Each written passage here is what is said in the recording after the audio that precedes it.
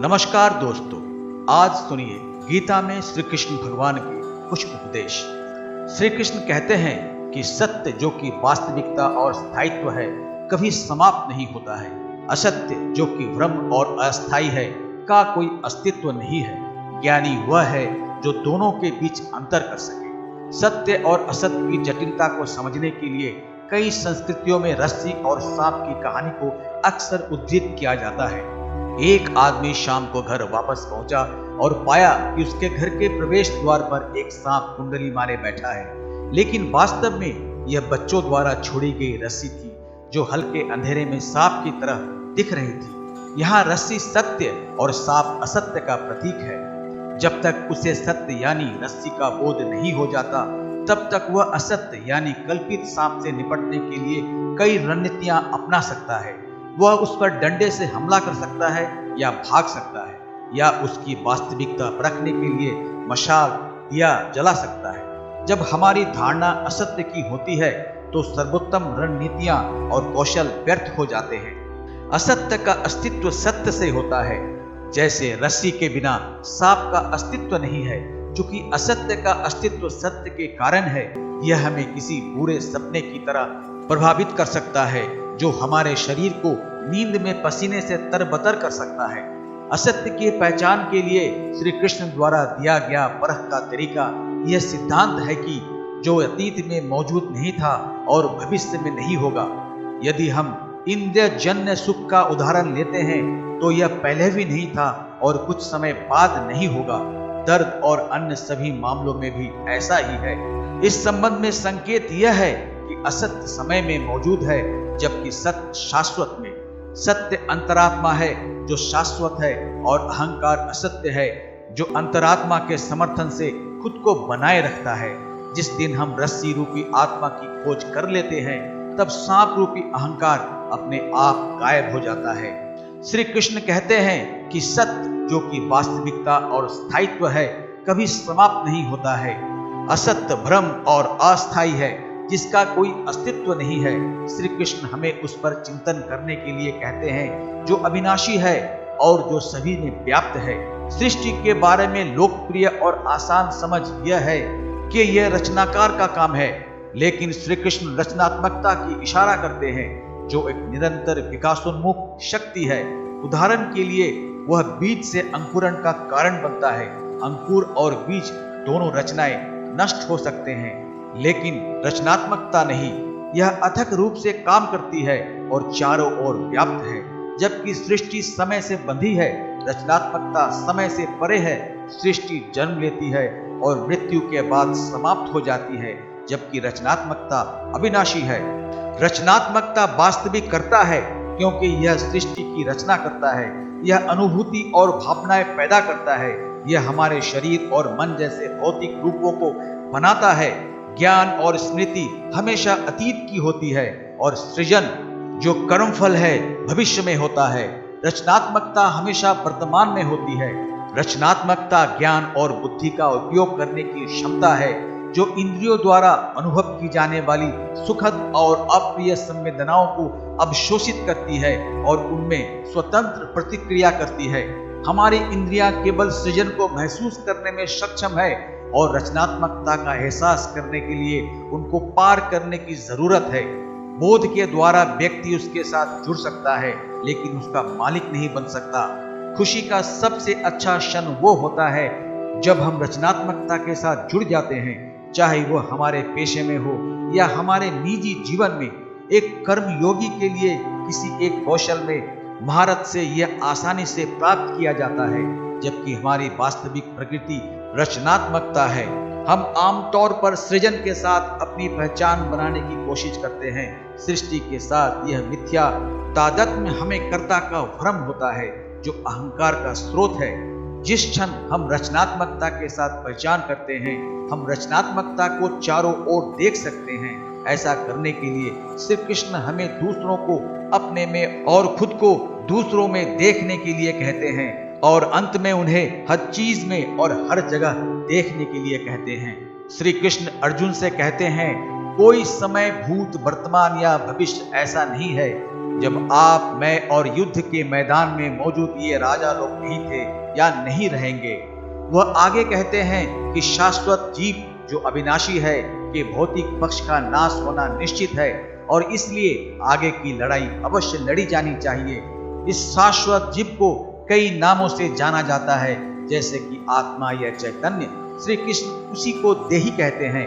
श्री कृष्ण सृष्टि के बारे में कहते हुए एक जीव की बात करते हैं जो अविनाशी है, अथाह है, सभी में व्याप्त है और शाश्वत है। दूसरा, उसी शाश्वत अस्तित्व का एक भौतिक पक्ष है जो हमेशा नष्ट होता है। जब श्री कृष्ण राजाओं के बारे में उल्लेख करते हैं तो वे उनमें उस जीव की बात कर रहे हैं जो अविनाशी और शाश्वत हैं। मूलतः हम दो भागों से बने हैं। पहला भाग शरीर और मन जो हमेशा के लिए नष्ट हो जाएगा एवं सुख और दुख के ध्रुवों के अधीन होता है, जैसे युद्ध में अर्जुन का विषाद। दूसरा भाग देही है जो शाश्वत है। श्री कृष्ण का जोर इसे महसूस करके शरीर और मन से पहचान छोड़कर देही के साथ पहचान करने पर है। ज्ञानोदय तब होता है जब पहचान अपने आप छूट जाती है, जो कि एक अनुभव है और इसे शब्दों में नहीं समझाया जा सकता है। गीता का वह भाग जहां श्री कृष्ण अर्जुन से युद्ध करने के लिए कहते हैं, समझने में सबसे कठिन भाग है। कुछ लोग कहते हैं कि कुरुक्षेत्र युद्ध कभी हुआ ही नहीं था और यह हमारे रोजमर्रा के संघर्षों का एक प्रतीकात्मक प्रतिनिधित्व है। यह समझना जरूरी है कि अर्जुन के युद्ध से भागने पर युद्ध खत्म नहीं हो जाता। श्री कृष्ण जागृति और अनुभूति के हथियारों का उपयोग करके जीवन में संघर्षों का सामना करने का परामर्श देते हैं। श्री कृष्ण जानते हैं कि अहंकार से भरा हुआ अर्जुन निराशा का स्थायी दास हो जाएगा, भले ही वह युद्ध से हट जाए। इसलिए श्री कृष्ण उसे सत्य का एहसास करने और युद्ध लड़ने के लिए कहते हैं। अंतरात्मा को समझने की खोज में दो तरह के ज्ञानियों ने मानवता का मार्गदर्शन किया है। एक सकारात्मक पक्ष से आता है और दूसरा नकारात्मक पक्ष से। हालांकि दोनों संदर्भों में गंतव्य एक ही होता है। यात्रा के आरंभ स्थल में भिन्नता है और हमारे मार्ग का चुनाव हमारी प्रकृति पर आधारित है। सकारात्मक रूप से उन्मुख उसका जो अविनाशी, शाश्वत, स्थिर और सभी में व्याप्त है को पूर्ण रूप से वर्णन करता है, जिसमें जोड़ने के लिए कुछ भी नहीं बचता है। रचनात्मकता इसका एक रूपक है। नकारात्मक रूप से उन्मुख उसका जो अविनाशी, शाश्वत, स्थिर और सभी में व्याप्त है को शून्य के रूप में वर्णन करता है, जिसमें से कुछ भी नहीं घटाया जा सकता है। अंतरिक्ष इसका एक रूपक है। गौर करने का विषय है कि रचनात्मकता और अंतरिक्ष दोनों ही सृजन, भौतिक अभिव्यक्ति करने में सक्षम है। सहज रूप से यह समझना आसान है कि रचनात्मकता से सृजन होता है। दूसरी ओर विज्ञान इस निष्कर्ष पर पहुंचता है कि ब्रह्मांड शून्य से बना है और अंतरिक्ष में इस ब्रह्मांड को अस्तित्व में लाने की क्षमता है। सबसे छोटे परमाणु से लेकर शक्तिशाली ब्रह्मांड एक अंतरिक्ष सर्वव्यापी है। श्री कृष्ण कहते हैं कि आत्मा को आग से नहीं जलाया जा सकता, हथियार इसे काट नहीं सकते, पानी इसे घुला नहीं सकता, हवा इसे सुखा नहीं सकती। क्या कोई हथियार अंतरिक्ष या रचनात्मकता को नष्ट कर सकता है? बिल्कुल भी नहीं। अधिक से अधिक यह रचनात्मकता की भौतिक अभिव्यक्ति को रूपांतरित कर सकता है। इसी तरह आग न तो रचनात्मकता को नष्ट कर सकती है और न ही अंतरिक्ष को। इसकी क्षमता लकड़ी को राख में बदलने तक सीमित है और यह दोनों भौतिक रूप है। पानी भी रचनात्मकता या अंतरिक्ष को भुला नहीं सकता। इसी तरह हवा में उन्हें मुरझाने की न तो शक्ति है और न कौशल है। रचनात्मकता सृजन को अस्तित्व में ला सकती है, लेकिन सृजन में रचनात्मकता को प्रभावित करने की शक्ति नहीं होती। महत्वपूर्ण बात दिशा है। आकाश में बादल आते हैं और चले जाते हैं, लेकिन वे आकाश को प्रभावित नहीं कर सकते। गीता के आरंभ में श्री कृष्ण कहते हैं कि इंद्रियों का बाह्य विषयों से मिलन सुख और दुख का कारण बनता है। वह अर्जुन से उन्हें सहन करने के लिए कहते हैं, क्योंकि वे अनित्य हैं। समकालीन दुनिया में इसे यह भी बीत जाएगा के रूप में जाना जाता है। यदि यह अनुभवात्मक स्तर पर विकसित किया जाता है तो हम इन ध्रुवों को पार कर सकते हैं और उन्हें समान रूप से स्वीकार करने की क्षमता रख सकते हैं। 5 इंद्रियां हैं, जैसे दृष्टि, श्रवण, घ्राण, स्वाद एवं स्पर्श और इनके संबंधित भौतिक अंग आंख, कान, नाक, जीभ एवं त्वचा है। संवेदी भाग मस्तिष्क के वे भाग होते हैं जो संबंधित अंगों के संकेतों को संसाधित करते हैं। हालांकि इस इंद्रिय यंत्रों की बहुत सी सीमाएं हैं। उदाहरण के लिए आंख, यह केवल प्रकाश की एक विशेष आवृत्ति को संसाधित कर सकती है जिसे हम दृश्यमान प्रकाश कहते हैं। दूसरा, यह प्रति सेकंड 15 से अधिक छवियों को संसाधित नहीं कर सकती है और यही चलचित्र बनाने का आधार है जो हमें स्क्रीन पर देखने का आनंद देती है। तीसरा, किसी वस्तु को देखने में सक्षम होने के लिए एक न्यूनतम मात्रा में रोशनी की आवश्यकता होती है। इंद्रियों को ये सीमाएं सत्य या स्थायी और असत्य या अस्थायी के बीच अंतर करने की हमारी क्षमता में बाधा डालती है और हमें रस्सी को एक कुंडली मारे बैठे सांप के रूप में अनुभव कराती है। यहाँ तक कि मस्तिष्क में इन उपकरणों के संवेदी हिस्से भी उपकरणों की सीमाएं से बंधे हुए हैं। दूसरा, वे बचपन के दौरान उनके साथ किए गए व्यवहार से पीड़ित होते हैं। इसका परिणाम प्रेरित धारणा होती है जिसके प्रभाव से हम वास्तविकता की जगह वही देखते हैं जो देखना चाहते हैं। सत्य को देखने में असमर्थता और असत्य की ओर बढ़ने की प्रवृत्ति का परिणाम दुख होता है। श्री कृष्ण कहते हैं कि जब हम सुख और दुख में संतुलन बनाए रखते हैं तो हम अमृत के पात्र होते हैं जो कि यहाँ और अभी मुक्ति है।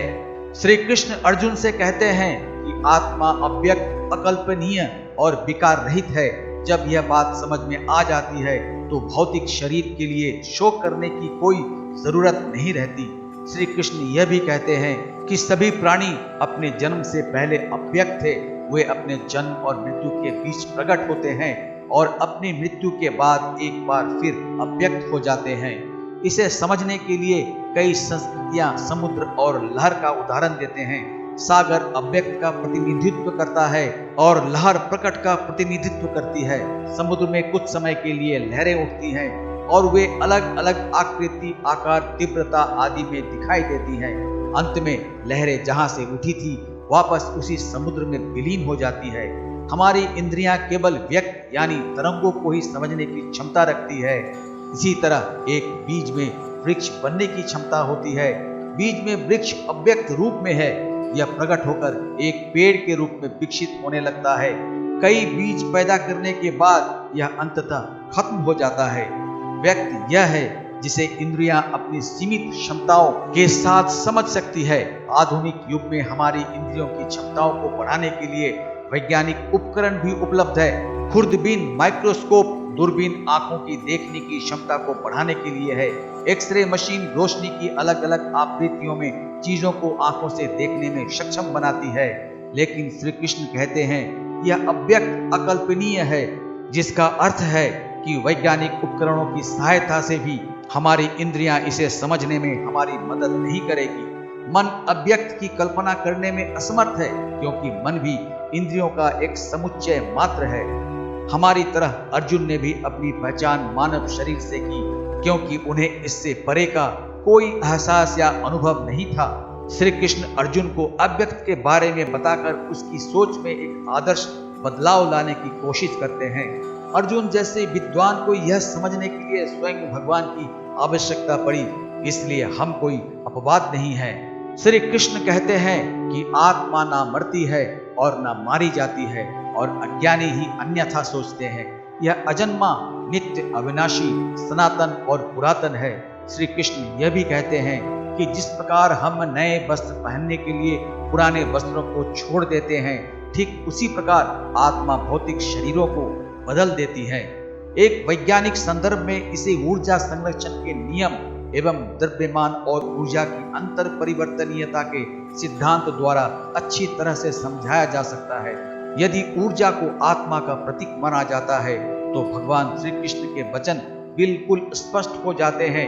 ऊर्जा के संरक्षण का नियम कहता है कि ऊर्जा को कभी नष्ट नहीं किया जा सकता है, बल्कि केवल एक रूप से दूसरे रूप में परिवर्तित किया जा सकता है।